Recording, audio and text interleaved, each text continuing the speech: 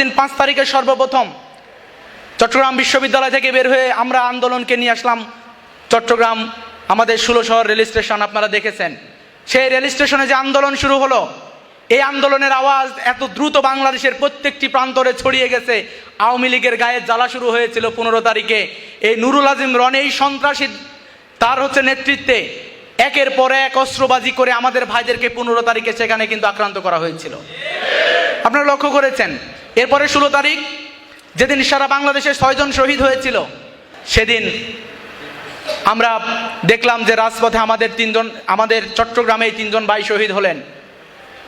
আমরা খোঁজ পেলাম আমাদের মাঝে শহীদ হলেন, ছাত্রদল করতেন আমাদের সেই শহীদ ভাই, আমরা যার জন্য জান্নাত কামনা করি, আমাদের ওয়াসিম আকরাম ভাই শহীদ হলেন।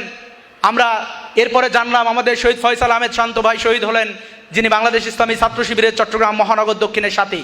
এবং আমাদের কাঠমিস্ত্রির আমাদের উমর ফারুক ভাই সেদিন শহীদ হলেন।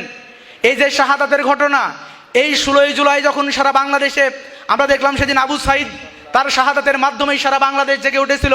কিন্তু যখন আওয়াজ উঠলো চট্টগ্রামে 3 জন শহীদ হয়েছে, ঠিক সেই রাতেই কিন্তু বিপ্লবীর আওয়াজ তুলেছিল, এই দফা আর কখনো 9 দফা 7 দফা নয়, বরং সেই দফা 1 দফায় পরিণত করতে হবে।